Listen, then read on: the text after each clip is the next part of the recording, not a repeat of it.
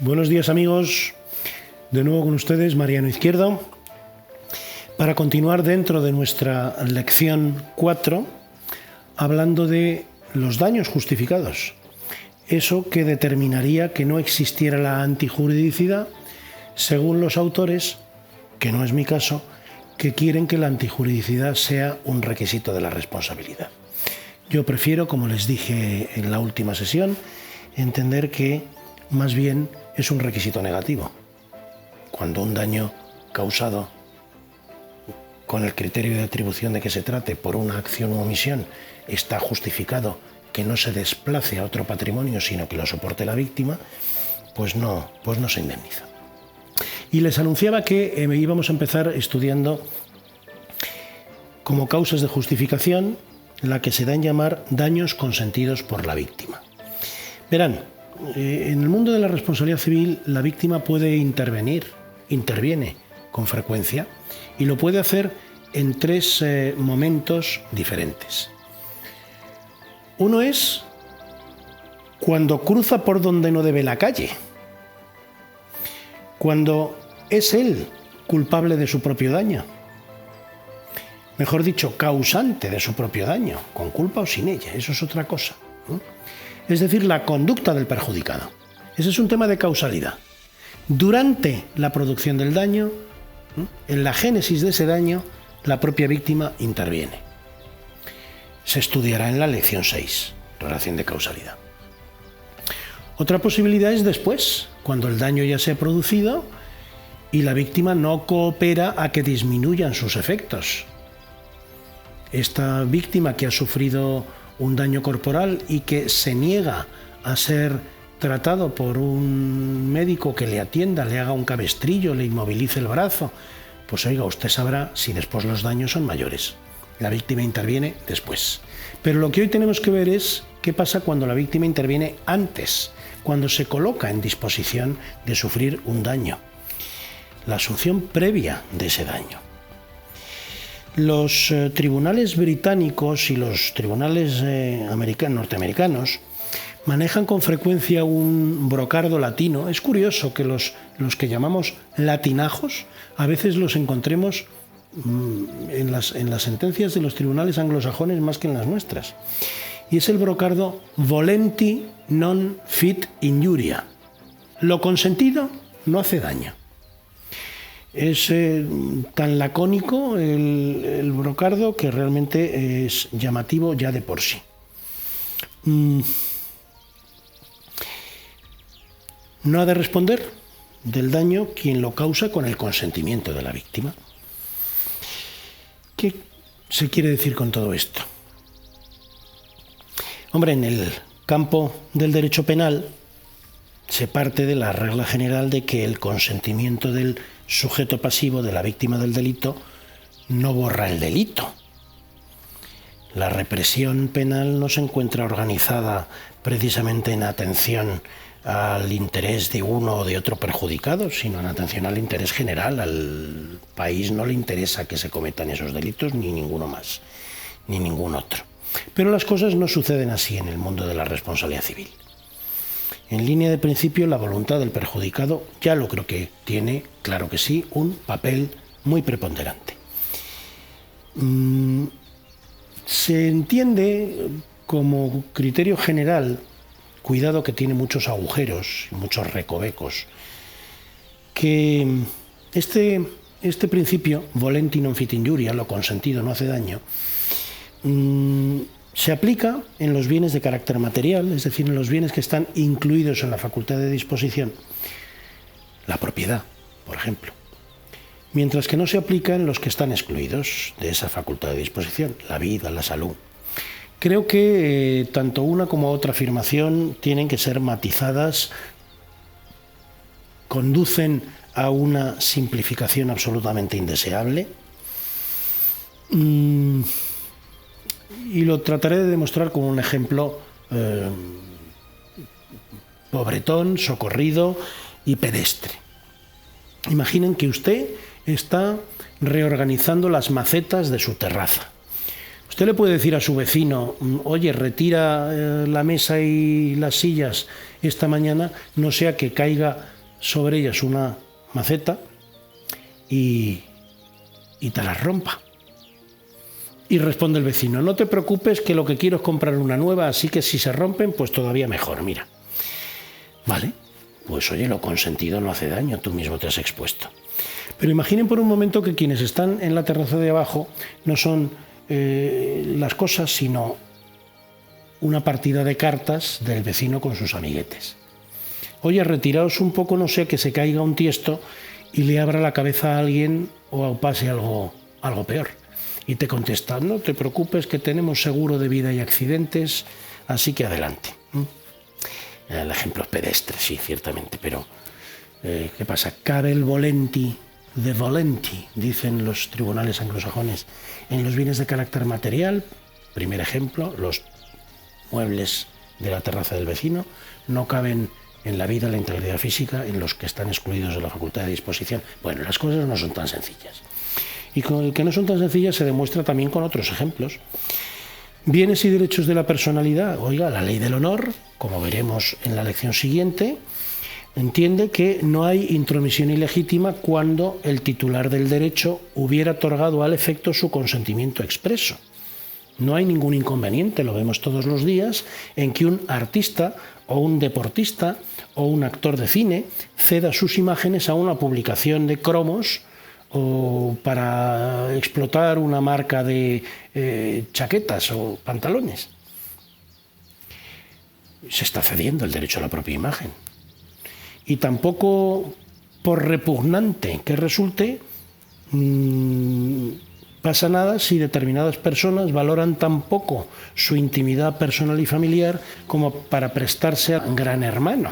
El consentimiento sí será revocable en cualquier momento previa indemnización al frustrado cesionario de los daños y perjuicios que se le causen, porque ahora no puede tener lugar ese programa, ya que se ha arrepentido la persona que cedió su dignidad. Pero bueno, los pactos están aquí a la orden del día. A la orden del día en relación con el derecho a la propia imagen o con el derecho a la intimidad. Pero lo que no cabe es en relación con el honor, lo que no cabe es un negocio dispositivo en el que una persona renuncia a su derecho al honor, autoriza a ser deshonrado por otro, con precio o sin él. Una cosa es que alguien quiera desvelar sus intimidades en serie y otra que el derecho pueda prestar su amparo a un contrato en el que se permite que una publicación atente contra el honor de una persona, difamándola en cada uno de sus números semanales. Ese pacto no supera el artículo 10 de la Constitución española, el derecho a la dignidad de la persona.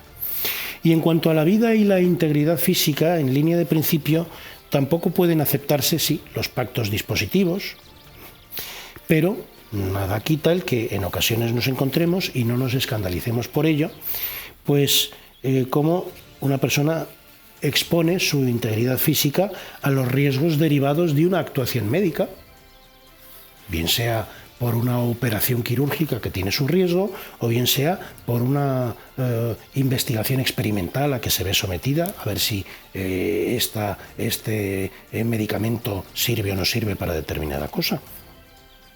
Más que un problema de aplicación directa del principio volenti non fit injuria, nos encontraremos con una genérica asunción de riesgos típicos, bien, consentimiento informado, que deberá siempre recabarse, salvo que concurran circunstancias extraordinarias,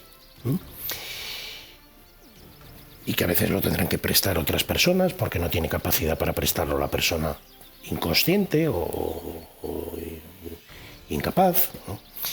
Bien, como ven, entonces la cosa no se resuelve diciendo los bienes incluidos en la facultad de disposición sí caben en los pactos, los excluidos no. Hay de todo. Y más allá de cualquier pacto, pues la vida diaria nos muestra casos de exposición a riesgos y peligros y que tienen una respuesta semejante. Así, por ejemplo, si el empleado del circo quiere dar de beber a los tigres de Bengala, abriendo el pestillo de seguridad y metiendo su brazo en la jaula, pues lo que no podrá hacer después es reclamar daños y perjuicios porque uno de los tigres le ha arrancado el brazo. La acción, dice el Tribunal Supremo, lamentablemente el caso es histórico, en sentencia de 20 de diciembre de 2007, la acción se revela carente de toda prudencia. Exposición de la víctima previa a que el daño se produzca. Y esto naturalmente ocurre en los deportes arriesgados, en los que hay esa tácita aceptación de los riesgos, eso sí siempre, como veremos después con ejemplos concretos, que se produzcan dentro de las reglas del juego y como lances normales del mismo. No ocurría así, por ejemplo, en el caso que enjuició una sentencia de la Audiencia Provincial de Santa Cruz de Tenerife de hace unos años, en la que un codazo propinado en un lugar apartado lejano a donde se encontraba el balón provocó fractura de una órbita de un ojo. Eso no son lances del juego.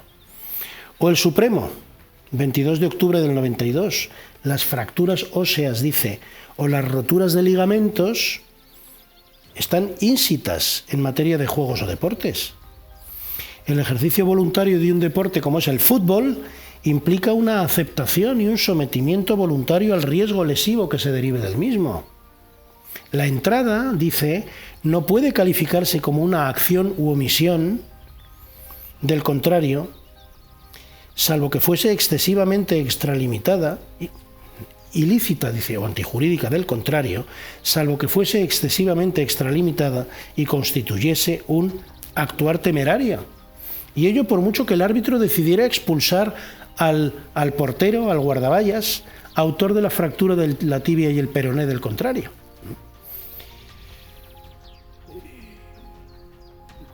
El hecho de haber sido expulsado no determina necesariamente que tenga que haber responsabilidad civil. Son entradas a veces que, por muy duras que sean, entran dentro de los lances del juego. Hay asunción de riesgos. En deportes, desde luego, aquí ninguna duda, en los que el contacto físico entre los participantes les lleva a que el daño del contrincante sea, se podría decir, el objetivo del combate, como sucede en el boxeo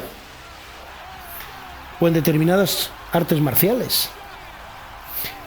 Entre nosotros, la autora que más se ha ocupado de estos temas ha sido María Medina, profesora titular de la Universidad Rey Juan Carlos, que prefiere pensar que el boxeador propiamente no asume el daño en el sentido de prestar un consentimiento a que el mismo se produzca. Más bien, cada boxeador, dice, aspira a salir indemne del combate, aunque cuente con la altísima probabilidad de que no solo se le haga daño, sino de que se le hagan determinados daños. Claro, determinados daños, pero a ver qué daños. Todos ustedes recordarán esa antológica película dirigida y protagonizada por Clint Eastwood, Million Dollar Baby. Lo que aquella boxeadora no podía esperar es que cuando ya había sonado la campana para retirarse cada púgil a su asiento, aquella otra boxeadora que debía medir 2 metros por 2 le sacudiera con tal fuerza que vino a dar con la nuca en el taburete y quedó convertida en una persona en estado vegetativo. Boxeo, pero es que eso no es boxeo. Hay asunción de riesgos también en deportes que son menos agresivos. ¿O es que no supone un riesgo, no es un riesgo, les habla alguien que lleva jugando al tenis desde los 10 años, no es un riesgo que un pelotazo de tenis le ocasione a un jugador una catarata traumática? Yo lo he visto, mejor dicho, lo he provocado yo en mis años mozos. Más trágico, desde luego, que el viento conduzca a una pelota de golf a provocar la muerte del jugador que se encuentra en otro hoyo. Eso sucedió en un caso que finalizó con la sentencia del Tribunal Supremo de 9 de marzo de 2006. El Tribunal Supremo declaró que en este tipo de juegos, por inocentes que parezcan, interviene la fórmula que estamos examinando. Se asume el riesgo desde la idea de que se conoce y se participa de él. Fíjense, Hablábamos de fútbol, hablábamos de boxeo, ahora estamos hablando de golf. Y es más, leeré algo de la sentencia, es interesante. Ella reconoce la inocencia de un deporte como el golf, pero a pesar de todo, no es el golf, dice, un juego de características normalmente peligrosas, salvo las que se derivan de una mala práctica en el manejo de instrumentos que sí pueden ser dañinos en sí mismos, como es el palo y la pelota, o cuando se actúa sin los conocimientos necesarios o sin la adecuada diligencia. Es por ello norma de conducta no ejecutar un golpe sin asegurarse el jugador de que no hay nadie cerca en situación de poder recibir un golpe con el palo, la bola o alguna piedra, rama o algo similar, que pudiera ser movido al ejecutarlo. Norma que exige del jugador que adopte las medidas de seguridad necesarias antes de poner en movimiento la bola, siempre dentro de lo que es práctica deportiva común y no absolutamente desproporcionada en su desarrollo, se haga en grupos unidos o separados de golfistas que comparten el campo de forma reglamentaria, incluso sin competir entre ellos, y que a la postre lo harían inviable, como es la de cerciorarse en todo momento de la presencia de otros jugadores en otras calles antes de jugar la bola, más allá de un alcance meramente visual o de lo que pudiera resultar en función del conocimiento de una situación de peligro por la proximidad no vista pero advertida de otros jugadores o de terceros ajenos al mismo. Aquella pelota, el viento la condujo a otra calle y mató a una persona. Y lo mismo podrá ocurrir en deportes que no son necesariamente competitivos. En un trabajo publicado en un libro homenaje, verán ustedes en el campus virtual de esta lección 4 un tratamiento, todo lo exhaustivo que pude hacer, de la jurisprudencia en materia de asunción de riesgos deportivos. Y verán ustedes sentencias de windsurf, o en la práctica del montañismo, o el ciclismo de montaña, o el barranquismo, la espeleología, el esquí.